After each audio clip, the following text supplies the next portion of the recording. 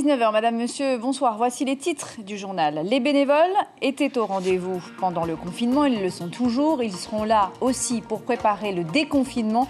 Ils confectionnent des milliers de masques pour les habitants de la presqu'île. Écran noir dans les salles de cinéma, cela va durer encore longtemps. Les gérants ont conscience qu'ils seront très certainement les derniers à profiter du déconfinement et que ça fait mal au chiffre d'affaires. Nous irons du côté de l'aéroport dans un instant où l'avion de l'armée A400M est très attendu dans le cadre de l'opération Résilience. Il va se poser à 21h50. Jacques Damon nous dira tout à l'heure. Le confinement et ses règles y sont toujours respectées à la lettre. Je veux parler des maisons de retraite. On va se rendre dans l'une d'entre elles tout de suite, où les pensionnaires, vous le verrez, n'ont pas vu leurs proches en chair et en os depuis plus d'un mois et demi maintenant.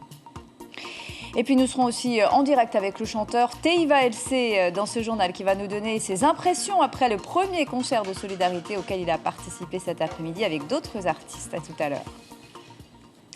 Le chiffre reste stable, toujours 57 cas de coronavirus en Polynésie française après 2187 dépistages exactement. 16 personnes sont toujours sous surveillance, 41 ne présentent donc plus de signes de la maladie et une personne est toujours hospitalisée. Et avec le retour à la normale qui s'annonce et la circulation qui reprend, déjà un mort sur les routes cet après-midi, le 8e accident mortel depuis le début de l'année. Un conducteur de 2 roues d'une cinquantaine d'années qui a été percuté par l'arrière par un automobiliste. Les pompiers n'ont pas réussi à le réanimer. Et alors que les îles du Vent se rapprochent doucement mais sûrement du déconfinement, ce sont les jolis gestes et autres dons de soi de la crise sanitaire qui ressortent de ces semaines inédites. À Taravao, on a décidé que chaque habitant aurait son masque. La mairie a fait appel aux volontaires pour les fabriquer. Il faut en confectionner 13 000. Un travail de taille où quand la vie d'après-confinement s'organise à la presqu'île. David Coinon, Heyata Buluk et Patrick Tinsin. C'est une petite usine textile à la maison. Ici, les ouvrières ne sont pas des professionnels aguerris, mais leur motivation dope la production. Et attention, pas question de faire n'importe quoi. Vous avez ce modèle-là pour toutes les communes, à partir des enfants jusqu'aux adultes. Voilà, ça c'est pour les enfants. Cela, c'est pour les adultes, peu importe, homme ou femme. Voilà. Et les couturiers qui sont ici, ils ont leur modèle à eux, leur tissu. Le mien, c'est pas la même couleur. C'est différencié. 13 000 masques comme ceux-là sont actuellement en production sur Tairap Ouest. Une fabrication qui doit tout à des mains bénévoles, des habitants de la commune, comme Tareina. Quand la mairie a fait appel aux couturiers volontaires, elle n'a pas hésité. Armée de sa machine à coudre, elle a rejoint les rangs. Après 3 jours, ils m'ont livré. Quand j'ai vu tout un plastique dans le camion, j'ai dit, il y en a plein. Est-ce qu'il y a du monde qui va participer? Après, il y a une qui m'a dit oui. J'ai dit, moi je vais prendre 4. Parce qu'une m'a donné un seul, j'ai dit, ah non, je prends 4. Au moins ça me fait du travail. À elle seule, elle en a déjà fabriqué près de 800. De quoi réjouir son Tavana, surpris par la disponibilité de ses administrés. Hey, Tareina, Yorana. Hey, Yorana, Tavana. Alors, comment ça se passe chez toi? Ça avance bien. Dans cette opération, nous prenons en charge directement l'achat des articles, le tissu, l'élastique, les fils et tout. Et nous avons sollicité le concours de bénévoles, de personnes qui veulent bien participer à cette opération de mise en place et de distribution de masques à toute la population pour les protéger dans le futur. Des masques qui seront distribués au fur et à mesure de leur production. Cela devrait aller vite. La commune peut compter sur près de 60 ouvriers volontaires. La commune qui réfléchit à un moyen de dédommager tous ces volontaires pour leurs frais, peut-être sous forme de dons alimentaires. Et ce n'est pas parce que la solidarité s'exprime que la violence disparaît. L'école primaire Taharu de Papara a été cambriolée. C'est le 2e cambriolage pendant le confinement, après celui de l'école maternelle de Papeno. C'est du matériel bureautique qui a été volé. Et les auteurs des faits n'ont pas encore été interpellés. Autre victime du Covid-19, le 7e art. Le groupe Majestic et Pacific Film savent bien que les cinémas seront parmi les derniers à être déconfinés, la distanciation sociale étant trop compliquée à mettre en place dans une salle de cinéma. Les deux sociétés comptent une trentaine de salariés, le Majestic faisant à lui seul 10 000 entrées par mois en moyenne. Si les gérants prient pour un déconfinement rapide, ils seront obligés malgré tout d'attendre celui des États-Unis et celui de France pour avoir des films. Stéphane Rattino, Patita Saver. Juste écouter le bruit du projecteur et fermer les yeux. Et derrière les paupières closes, laisser son imaginaire vagabonder, pareil à un film qui vous emporte au cinéma. Ton seul moyen de rester en sécurité, c'est de vivre caché. Les salles sont fermées depuis 5 semaines. Et sous la lumière orpheline de visages spectateurs, les images défilent dans le vide. Et certaines affiches, déjà démodées, parlent de longs métrages qui n'auront pas l'honneur du grand écran, comme un crève-cœur, mais dans l'attente des jours heureux. On attend que les différentes majors, les fournisseurs de films, nous disent « Ah, on sortira telle date », puis ça change. Donc pour le moment, on n'a aucune prévision sur le calendrier. On ne sait pas à quelle sauce on va être mangé, parce que les sorties de films dépendent de l'ouverture des cinémas aux États-Unis et en France, qui sont les principaux marchés pour les sorties de films. Le cinéma, c'est au-delà d'un spectacle. Il appartient à l'espace sensible des civilisations. Après la guerre, les salles de cinéma se remplissent. Lorsqu'il pleut, on pense cinéma. C'est une rencontre avec soi-même, entouré d'amis, avec ses amours. Il suffit dans la salle d'entendre les chuchotements, les susurrements et sur l'écran de voir la profondeur des imaginaires pour comprendre qu'on a besoin de cinéma. Le cinéma, c'est la signature de la liberté retrouvée. Un regret cinéphile. Les mois en cours étaient prometteurs. Les majors devaient distribuer des productions grand public, celles qui font le succès populaire et l'expérience partagée. Le cinéma dans toute sa vérité, forte d'une singularité que le petit écran ne saurait lui disputer, comme un autre manque de sociabilité dans ce temps confiné du Covid-19. Ça reste une sortie en soi et c'est un moment aussi pour s'évader. Et ça n'a rien à voir avec l'expérience qu'on peut avoir en restant dans son salon, même si on a un canapé super confortable et puis qu'on est très bien équipé. C'est une autre dimension en fait, c'est une autre atmosphère. Dans l'attente du retour à la vie normale, les salariés sont au chômage technique. Les machines fonctionnent à minima pour éviter l'encrassement. Car le jour viendra, demain, plus tard, au-delà, les cinémas espérant passer le cap de mois sans recette. Car le désir d'une bonne toile, de l'imaginaire projeté, n'en sera que plus vif après cette période de sevrage. Je ne suis pas forcément inquiet à long terme. À court terme, il faut voir comment se comporte l'épidémie, quelles sont les mesures qu'on nous demande de prendre en termes sanitaires.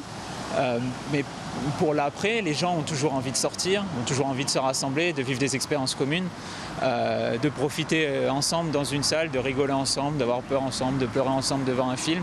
Et c'est quelque chose que les gens aiment vraiment. Les premiers films programmés sont à partir du 22 juillet. Et pour notre part, pour le Majestic, ce sera Tenet, donc le dernier de Christopher Nolan. Ou la Dolce Vita. Le 7e art attend de retrouver des ailes. Avec une histoire plus que centenaire, le cinéma rêve déjà au clap de fin du Covid-19, avant qu'un esprit scénariste n'en fasse un film affiché au mur du souvenir. Ça nous donne envie d'y aller, les cinémas qui sont fermés depuis le 19 mars dernier à Tahiti. Et n'oubliez pas les gestes barrières pour vous protéger et protéger les autres, comme vous lavez régulièrement les mains, tousser et éternuer dans un mouchoir à usage unique. Et même si c'est très difficile, ne vous serrez plus la main et ne vous embrassez plus, on va très vite se rattraper. Le barrage flottant anti-pollution qui doit être installé à Arutua, entre le navire chinois échoué sur le récif et le lagon de l'atoll, devrait être en place mardi soir. 430 mètres de barrage au total. Le tonnier s'est échoué il y a plus d'un mois maintenant avec 250 tonnes de carburant à son bord. Il va se poser dans moins de 3 heures maintenant avec 26 personnes à son bord, 20 membres d'équipage et 6 décontaminateurs. L'avion de l'armée A400M vient renforcer les moyens des forces de souveraineté outre-mer, l'objectif étant de soutenir les ultramarins isolés, faute de vols internationaux pendant la période de confinement. L'avion militaire qui mesure 45 mètres de long se posera à 21h50. Jacques Damour et Ignacio Raveinu sont en direct avec nous depuis l'aéroport où l'avion de transport est attendu. Il pourra notamment aller chercher du fret jusqu'en Nouvelle-Zélande ou contribuer aux évacuations sanitaires. Tous les membres d'équipage seront placés en isolement, Jacques Damour. Oui, effectivement, Natacha. Et puis, vous le savez, c'est dans le cadre de l'opération Résilience, annoncée par le chef de l'État Emmanuel Macron, le 25 mars dernier, que le chef d'état-major des armées, le général François Lecointre, a décidé justement de déployer cet avion ici en Polynésie afin de renforcer les moyens déjà existants. Pour mémoire, actuellement, le FENUA ne compte que 2 avions de transport tactique CASA, KVK et Kena, pour lesquels on connaît, puisqu'on les voit souvent dans notre ciel. Sauf que ces 2 avions-là peuvent acheminer une charge de 6 tonnes seulement et transporter pas moins de 12 patients couchés. Alors, avec l'arrivée de cette A400M, les capacités opérationnelles en matière de transport aérien vont être significativement renforcées pendant un mois. L'A400, qui arrivera tout à l'heure, nous vient de la 61e escadre de transport de base aérienne d'Orléans. Au moment où je vous parle, l'avion se trouve entre Honolulu et Papeete. Il atterrira avec un petit peu d'avance aux alentours de 20h30 ici à Faa. L'appareil sera placé sous le contrôle opérationnel de l'amiral commandant les forces supérieures en Polynésie française dès lors que son train d'atterrissage touchera la piste de Faa. À l'inverse, l'état-major des armées ne précise pas si à bord de cet appareil, le nouveau kit de réanimation, un kit appelé chez les militaires Méropé. Ce kit permet de transporter pas moins de 4 patients en réanimation en vol. Donc tout est prêt ici à la base aérienne pour accueillir cet avion qui arrivera dans un petit peu plus d'1 heure. Et je vous propose à nos téléspectateurs de vivre en direct l'arrivée de cet avion confortablement installé chez vous à travers notre site Facebook. Merci beaucoup Jacques Damour pour toutes ces précisions. La 400M qui arrivera dans moins de 2 heures, donc maintenant. Merci. Les habitants des îles qui étaient confinés à Tahiti depuis 35 jours vont rentrer chez eux. Ils sont une quarantaine à avoir obtenu le feu vert pour rentrer chez eux dans les îles. Donc le premier vol décollera mardi, direction Raiatea aux îles sous le vent. Vous allez entendre tout de suite le porte-parole des personnes des îles confinées. Il assure que tout le monde a bien été testé. Josia Borde répond à Hubert Liao. Nos maires ont accepté qu'on rentre sous réserve que l'on soit testé. Et c'est le cas, vous avez été testé hier? Voilà, on a été testé hier, tout le monde ici a été testé. Et ce matin, on a une réunion là avec les responsables payeurs qui sont venus nous rencontrer et on a signé un engagement aux payeurs de respect. Donc, nous allons rentrer chez nous. Nous allons être confinés par autoconfinement à domicile de 21 jours. Donc, on a accepté tout cela. Donc, c'est réglé maintenant. Le rapatriement des autres habitants des îles se fera donc dans la foulée. Et il y en a aussi qui quittent les îles, comme ici à Hivaoa aux Marquises, où 3 personnes ont été rapatriées à Papeete par bateau sur l'Aranui. Des passagers débarqués de leur voilier après 46 jours de traversée depuis le Panama. Le navire de croisière qui apporte toujours les produits frais, très attendus des Marquisiens, est donc reparti avec 3 nouveaux passagers qui ont juste eu le temps de se rendre sur la tombe de Paul Gauguin et de Jacques Brel avant de reprendre la mer direction Tahiti où ils seront confinés. Donc on écoute tout de suite le capitaine de l'Aranui, Arnaud Demézy. Il répond à Sylvain Lamiral. Donc on a certaines cabines qu'on va mettre à disposition, moyennant un certain prix. Et donc avec contrôle sanitaire, autorisation du maire au préalable, on a notre infirmière à bord qui va les checker aussi et les suivre durant le voyage comme nous. Tout l'équipage est suivi tous les jours, on prend notre température et on se protège comme ça pour ne pas apporter ce virus si des fois on l'avait. Rapatriement de passagers du côté des Marquises, donc, et première semaine de confinement allégé, on va dire, à Raivave aux Australes. Terminer les dérogations pour se déplacer en voiture ou pour aller à la pêche. Chacun se rend à l'heure qu'il souhaite, à l'endroit qu'il veut, soit pour confectionner des chapeaux ou pour faire des travaux dans une maison. En revanche, le couvre-feu, lui, est maintenu. Vous allez entendre le témoignage tout de suite d'une habitante de Raivave qui répond à Arthur Thierry. Le couvre-feu a été maintenu de 8h à 5h, de 20h à 5h du matin, pardon. Par contre, pour les pêcheurs qui souhaitent aller, ils ont la permission d'y aller. Il faut d'abord qu'ils passent à la mairie pour pouvoir informer qu'ils iront à la pêche. En tout cas, en ce qui concerne toutes les activités de jour, l'allègement du confinement est une bonne chose car aujourd'hui on peut circuler librement sans avoir de dérogation. Également, les personnes peuvent reprendre leurs activités autant bien dans la taroudière, leur activité de pêche et même tout ce qui concerne le culte, bien sûr en respectant les mesures qui nous ont été données par KPIT.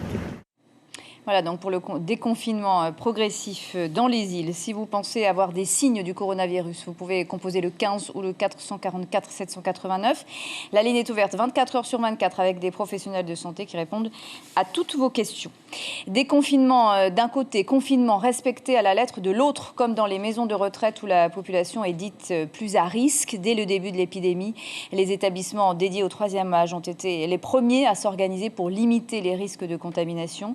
Exemple dans cette maison de retraite où toutes les visites sont suspendues depuis le 16 mars dernier pour les pensionnaires. Il ne reste plus que les communications vidéo pour garder le contact avec leur famille. David Coinon, Sandre Ly, Christian Dezoux. C'est devenu son rituel quotidien. Coucou maman.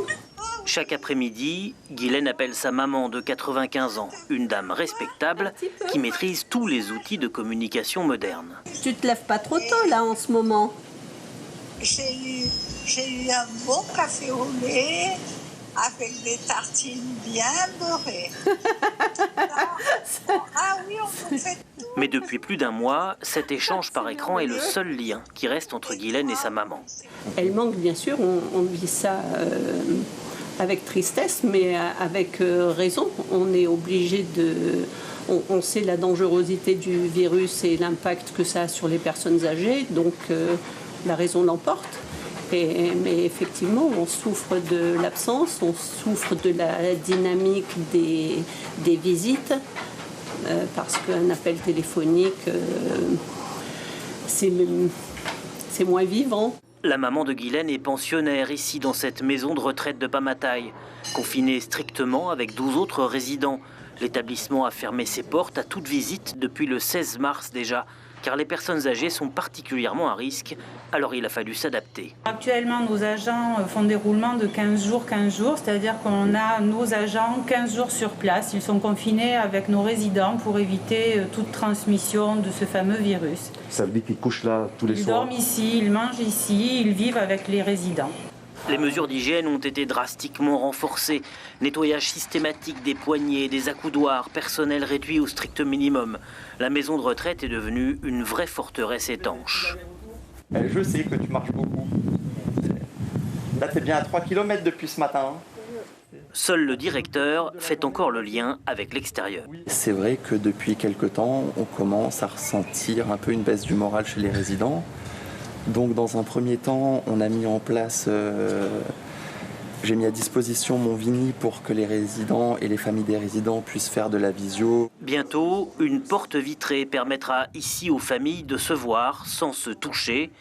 Un petit gain de chaleur humaine en attendant une éventuelle levée du confinement. Ce qui ne devrait pas tarder a priori. Le concert a duré 3 heures. Cela se passait sur la première, à la télé, à la radio et sur le net. Un concert pour être solidaire, le premier du genre depuis le début de la crise. 18 artistes ont dit oui. 3 heures de musique live en direct de Punaouia, donc pour collecter des fonds pour les familles les plus modestes. La pluie a bien failli tout gâcher, mais elle s'est arrêtée juste à temps. Thierry Steinfler, Christian Dezoux. Un gros grain, juste au moment où devait débuter le direct. Les organisateurs ont bien cru, l'espace d'un instant, que tout le travail de préparation effectué depuis une semaine allait tomber à l'eau. Et puis non, la musique a finalement gagné la partie. L'orchestre est fixe, donc il a fallu pendant une semaine travailler aussi sur quelques arrangements, sur les grilles d'accords. Il y a eu tout un travail artistique aussi. Chaque artiste est venu répéter. Alors pas tous les artistes. Effectivement, il y a des artistes qui viennent de Montréal et qui font l'effort avec qu'une seule rotation. Il y en a qui sont arrivés depuis le matin, il y en a qui doivent repartir très tôt justement parce qu'il n'y a que 2 rotations dans la journée. Il y a ceux qui habitent assez loin. 18 artistes en live, plus des vidéos enregistrées. Une grosse équipe technique d'une bonne dizaine de personnes. Difficile de pouvoir concilier tout cela avec les règles du confinement. Masque, distance à respecter, même pour la plus jeune des artistes présents. Regardez mes frères derrière moi, ils ne foutent rien de la journée. On ne peut plus se supporter, ils en ont marre de m'écouter. Tu vas chanter avec le masque ? Non, je vais éviter, mais pour l'instant, au cas où, je préfère le garder. On a fait appel à nous pour justement offrir un spectacle à toute la Polynésie au travers des médias. Et c'est vraiment pour aider en fait et pour avoir des fonds, pour justement aider notre population qui sont dans le besoin. De pouvoir aider une association à travers nos chants, c'est juste super parce que c'est à travers une passion que l'on peut gagner des gains. Chaque artiste arrive dans le jardin, chante et repart tout de suite après, par un chemin différent. Les Mouteuils sont là pour veiller à ce que tout se passe dans les règles. Là, il y a de la musique, il y a sûrement des gens qui vont vouloir se regrouper, qui vont venir faire les curieux. Donc on est là aussi pour éviter que ça se produise. Le but de cet après-midi diffusé en direct sur nos antennes était de récolter des fonds pour tous ceux que la crise a mis encore plus dans les difficultés. Le concert est terminé, mais l'appel à la générosité, lui, se poursuit. La cagnotte, elle reste en ligne pendant quelques jours encore. On ne sait pas encore combien de jours on va la laisser en ligne, mais voilà, on va la laisser en ligne quelques temps. Le temps de justement que tous les dons puissent se réaliser et qu'ils ne soient pas bloqués par la plateforme. Et on la trouve où, cette cagnotte alors? Donc c'est sur le site anaveille.org.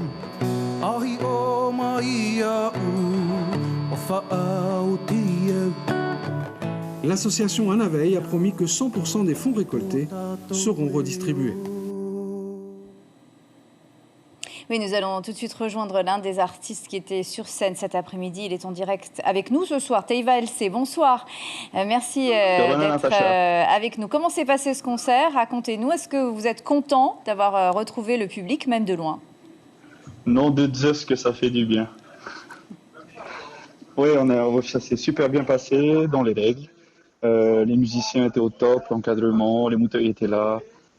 Polynésie, la première aussi. Et puis voilà, c'était juste magnifique. Vivement qu'on retrouve le chemin de la scène. Alors justement, le concert aura permis de collecter plus d'1 300 000 francs au total. C'est une belle somme. Vous êtes content? On est super heureux. C'est de toute façon, bon, comme disait Taïmana, c'est pas terminé. On va laisser encore un peu de temps. Il y a encore des t-shirts. Donc voilà, on croise les doigts, mais déjà la somme qui a été récoltée est juste impressionnante. Et en tout cas, Maruru et à tout le monde, merci, merci, merci encore. Alors, vous le disiez, vous avez hâte d'être face à un vrai public et que le confinement ne soit plus qu'un lointain souvenir. Est-ce que cette période inédite de coronavirus et de confinement vous a inspiré en tant qu'artiste? Ouais, c'était un peu compliqué au début, j'avoue, parce que j'ai l'habitude de dire que ce qui me manque en fait dans ce confinement, c'est la liberté. Et voilà, quand on est privé de cette liberté, on a du mal à créer. Et après, avec le temps, avec l'habitude, bon voilà, c'est revenu. Mais ouais, j'ai vraiment, vraiment hâte et je pense que tous mes copains musiciens, chanteurs, organisateurs sont impatients de reprendre le chemin de la scène. Merci beaucoup Teiva LC d'avoir été en direct avec nous ce soir. Merci. Merci à vous. Maruru. Le coronavirus et ses chiffres noirs, près de 203 000 morts dans le monde, 26 000 en Italie, 20 300 en Angleterre, 1 600 en Suisse, 880 au Portugal, 680 en Russie et 260 en Hongrie. On compte 22 600 morts en France et près de 54 000 aux États-Unis. Je vous rappelle l'information principale de ce journal. Nouveau drame sur la route qui a fait une nouvelle victime. Un conducteur de 2 roues d'une 50aine d'années a été percuté par l'arrière par un automobiliste. Une enquête a été ouverte. Voilà, c'est la fin de ce journal. Merci de votre confiance chaque soir. On se quitte sur des images du concert spécial confinement et antidéprime. Rien de mieux que la musique pour retrouver le sourire. Excellente nuit, à demain. Restez optimistes.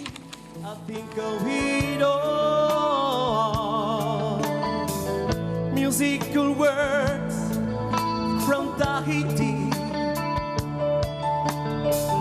written by my friend. His poems will leave hand and they go on and on. Immortality. Let me try, let me try, let me try to love you. Poets stand up on every day. notre journal en replay sur notre site internet. Right from the start, and you like what it gives. Retrouvez ce programme en replay sur notre site internet.